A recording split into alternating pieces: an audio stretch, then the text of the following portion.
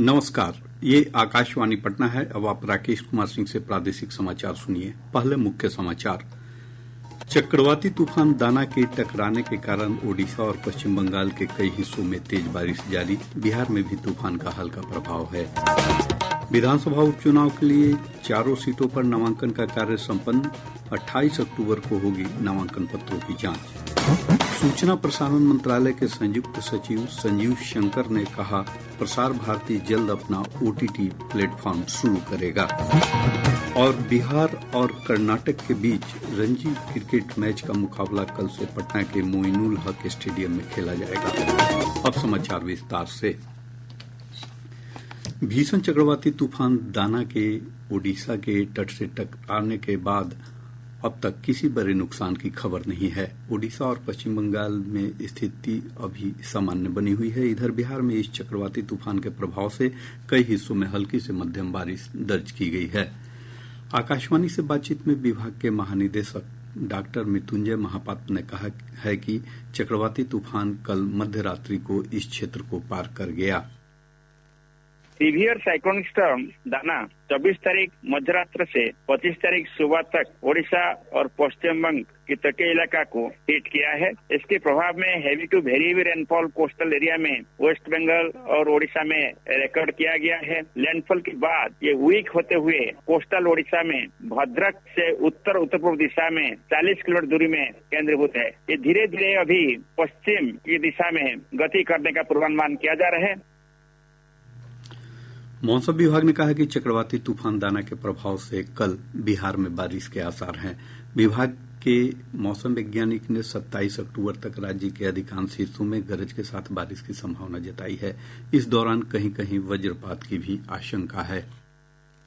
राज्य के पूर्वी एवं दक्षिण मध्य भागों के कुछ जगहों पर हल्की से मध्यम वर्षा एवं शेष भाग के 1-2 भागों पर वर्षा का पूर्वानुमान है। आज शाम तक आते आते सिस्टम का प्रभाव बहुत कमजोर हो जाएगा। 26 अक्टूबर को राज्य के अधिकांश भाग बादलों से आच्छादित रहेगा। हवा की गति में कमी और 1-2 जगहों पर हल्की वर्षा हो सकती है।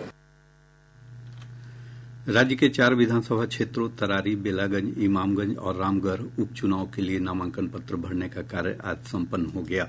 नामांकन पत्रों की जांच 28 अक्टूबर को होगी, जबकि प्रत्याशी 30 अक्टूबर तक अपना नाम वापस ले सकते हैं। मतदान 13 नवंबर को होगा। हमारे संवाददाता ने बताया है कि बेलागंज विधानसभा सीट से 7 प्रत्याशियों ने नामांकन पत्र दाखिल किया है। सूचना और प्रसारण मंत्रालय के संयुक्त सचिव संजीव शंकर ने आज कहा कि दूरदर्शन और आकाशवाणी जल्द अपना OTT प्लेटफॉर्म लॉन्च करेगा। इसकी तैयारियां पूरी कर ली गई हैं। उन्होंने आकाशवाणी समाचार से बातचीत में कहा कि दोनों लोक सेवा प्रसारकों के पास कंटेंट का बड़ा भंडार है। प्रसार भारती अपना एक OTT प्लेटफॉर्म लॉन्च करने जा रहा है। इसकी तैयारियां लगभग पूरी हो चुकी हैं और इसका एक उद्घाटन भी या लॉन्च जब भी सही समय होगा उस पर लॉन्च किया जाएगा।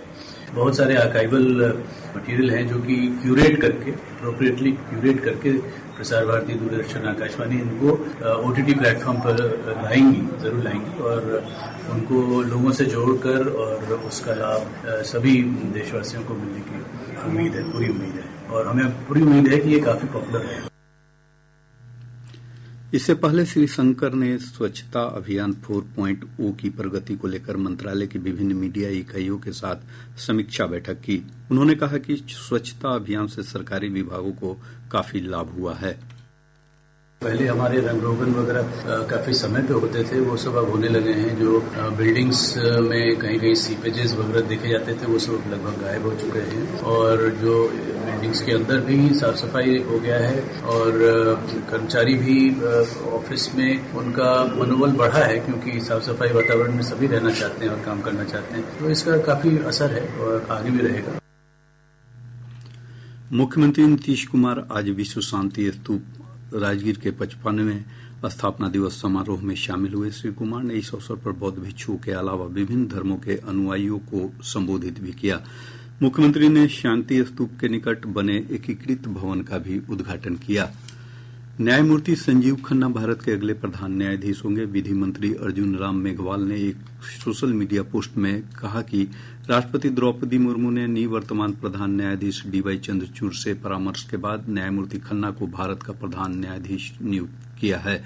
वे 11 नवंबर को अपना पदभार ग्रहण करेंगे। न्यायमूर्ति खन्ना देश के 51वें प्रधान न्यायाधीश होंगे। प्रधान न्यायाधीश डॉक्टर डीवाई चंद्रचूड़ ने आकाशवाणी से जुड़ी अपनी स्मृतियों को यादगार पल बताया है।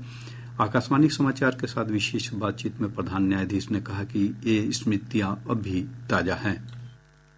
The famous voice was that of Devkinandan Pandey.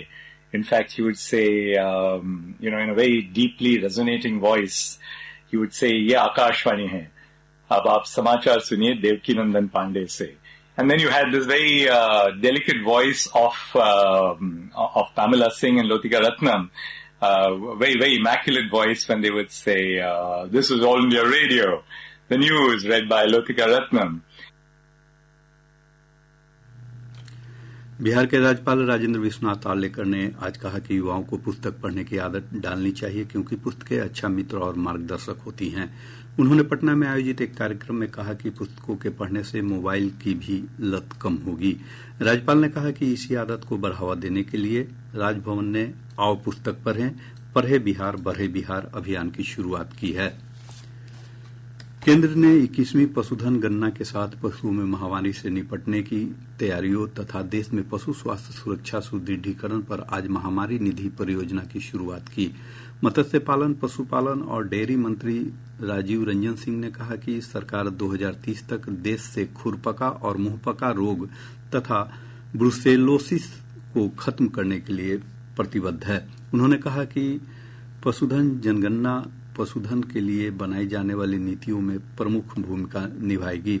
Shri Singh ने कहा कि G20 महामारी कोष परियोजना से प्राप्त धनराशि पशु चिकित्सालयों के विकास और सुधार में सहायता करेगी। प्रादेशिक समाचार आप आकाशवाणी पटना से सुन रहे हैं। ताजा समाचारों के लिए आप हमारे एक्स हैंडल AIR_News_ पटना पर जा सकते हैं। आर्थिक अपराध इकाई ने नीट पेपर लीक के मुख्य आरोपी संजीव मुखिया के सभी बैंक खातों को फ्रीज कर दिया है। साथ ही छापेमारी के दौरान जिन जमीन और मकान के कागजात मिले हैं उसकी खरीद बिक्री पर भी रोक लगा दी गई है। EOU के आधिकारिक सूत्रों ने बताया कि संजीव मुखिया की बेनामी संपत्तियों की भी जांच की जाएगी। शिक्षा विभाग के अपर मुख्य सचिव डॉक्टर S सिद्धार्थ ने कहा है कि शिक्षकों की सुरक्षा सुनिश्चित करना सरकार की प्रतिबद्धता है। उन्होंने जमुई में आज पत्रकारों से बातचीत करते हुए कहा कि जमुई में शिक्षक के साथ मारपीट की घटना निंदनीय है। दोषियों के खिलाफ कड़ी से कड़ी कार्रवाई की जाएगी।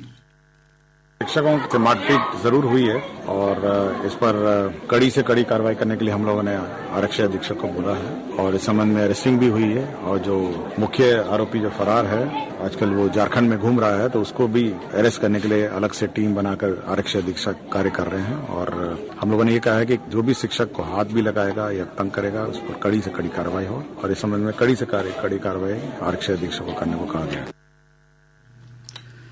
पटना जिले में छठ घाट की तैयारियां जोर शोर से चल रही हैं। पटना के जिलाधिकारी डॉक्टर चंद्रशेखर सिंह ने कहा है कि फिलहाल करीब 8 घाट खतरनाक हैं, लेकिन पानी घटने के साथ ही इसमें सुधार होने की संभावना है। जो शहरी क्षेत्र के 109 घाट हैं उसमें से लगभग 75 घाटों का हम लोगों ने निरीक्षण किया है और स्थिति ठीक है, पहले से बेहतर हुई है जो पिछली बार निरीक्षण हुआ था। छठ के दिन तक जो अभी का वाटर लेवल है, जलस्तर है, लगभग 1 मीटर और कम होगा। उसको ध्यान में रखते हुए हम लोग तैयारी कर रहे हैं। अभी मुख्य रूप से संपर्क पथ की तैयारी का काम चल रहा है सभी घाटों के, और घाटों पर जो जगह उपलब्ध है उसका काम चल रहा है। और पानी जैसे कम होगा, जो घाट और निकलेगा तो उस पर भी हम लोग तैयारी की है, काम करेंगे और उसी के अनुसार फिर बैरिकेडिंग भी हम लोग करेंगे। खतरनाक घाट में लगभग 8 हैं जो कि खतरनाक और अनुपयुक्त हैं। जैसे अभी आज हम लोगों ने जो देखा है उसमें LCT घाट, पहलवान घाट, बांस घाट, ये सब जो है खतरनाक की श्रेणी में है, जहाँ कटाव हो रहा है। प्रधानमंत्री नरेंद्र मोदी 27 अक्टूबर रविवार को आकाशवाणी पर मन की बात कार्यक्रम में देश विदेश के लोगों के साथ अपने विचार साझा करेंगे। यह मासिक रेडियो कार्यक्रम की 115वीं कड़ी होगी। श्रोता अपने सुझाव टोल फ्री नंबर 1800117800 पर भेज सकते हैं। MyGov नमो ऐप पर भी सुझाव भेजे जा सकते हैं। सुझाव भेजने का आज अंतिम दिन है। कार्यक्रम का प्रसारण आकाशवाणी और दूरदर्शन के सभी नेटवर्क पर होगा। कार्यक्रम आकाशवाणी समाचार की वेबसाइट और न्यूज ऑन AIR ऐप पर भी उपलब्ध रहेगा। आकाशवाणी और दूरदर्शन समाचार के साथ ही प्रधानमंत्री कार्यालय तथा सूचना और प्रसारण मंत्रालय के यूट्यूब चैनलों पर भी इसका सीधा प्रसारण किया जाएगा। पशु और मत्स्य संसाधन विभाग के सचिव एन विजयलक्ष्मी ने कहा है कि जिलों में पशुओं के लिए चिकित्सालयों की सुविधा सुनिश्चित की जाएगी और इसका लाभ पशुपालकों को मिलेगा। उन्होंने नवादा में कहा कि जमीन उपलब्ध होने पर अस्पताल बनाने की कार्रवाई की जा रही है।